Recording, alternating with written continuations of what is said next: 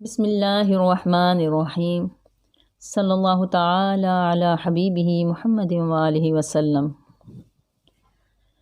سیدنا شیخ عبدالقادر جیلانی حق گوئی اور امر بالمعروف نہی عن المنکر کا نمونہ تھے۔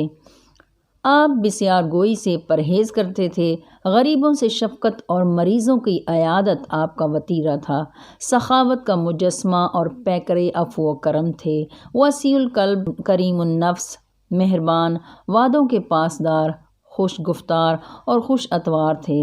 آپ بہت غریب پرور اور مساکین کی مدد کرنے والے تھے۔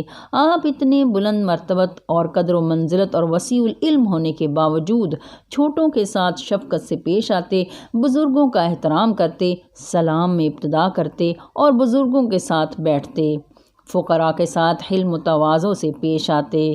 ابو عبداللہ بن احمد بن قدامہ آپ کے متعلق فرماتے ہیں کہ شیخ الاسلام سلطان الاولیاء محی الدین سید شیخ عبدالقادر جیلانی رضی اللہ عنہ نازک بدن، درمیانہ قد، پھیلا ہوا سینہ، گھنی داڑھی اور گندمی رنگ کے مالک تھے۔ آپ کی بھویں ملی ہوئی تھیں، آواز مبارک بلند، چہرہ نہایت ہی خوبصورت تھا۔ آپ نہایت ذہین تھے۔ غوث الاعظم شیخ عبدالقادر جیلانی نے 4 شادیاں کیں۔ چاروں بیویوں سے اللہ تعالیٰ نے آپ کو اولاد سے نوازا۔ آپ کی بیویوں کے نام یہ ہیں: سیدہ بی بی مدینہ بنت سید میر محمد، سیدہ بی بی صادقہ بنت سید محمد شفیع، سیدہ بی بی مومنہ، سیدہ بی بی صادقہ۔ آپ کے کل 27 بیٹے اور 22 بیٹیاں تھیں۔ آپ کے اکثر بیٹوں میں سے عالم و فاضل بنے۔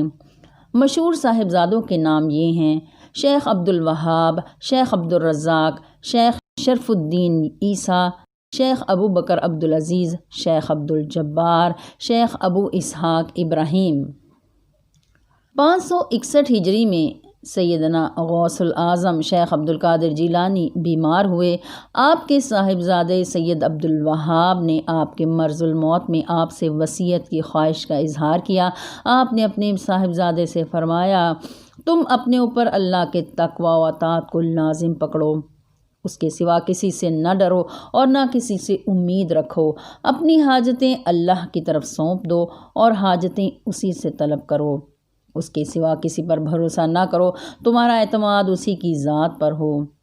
پھر فرمایا: توحید کو لازم پکڑو، توحید کو لازم پکڑو، توحید کو لازم پکڑو، تمام عبادتوں کا مجموعہ توحید ہے۔ پھر ارشاد فرمایا: اللہ کی معیت میں جب دل درست ہو جاتا ہے تو کوئی چیز اس سے خالی اور کوئی چیز اس سے باہر نہیں ہوتی۔ اپنی اولاد سے فرمایا: میرے ارد گرد سے ہٹ جاؤ، بظاہر میں تمہارے ساتھ ہوں اور باطن میں تمہارے غیر کے ساتھ ہوں۔ میرے، تمہارے اور ساری مخلوق کے درمیان اتنی ہی دوری ہے جیسے زمین و آسمان کے درمیان۔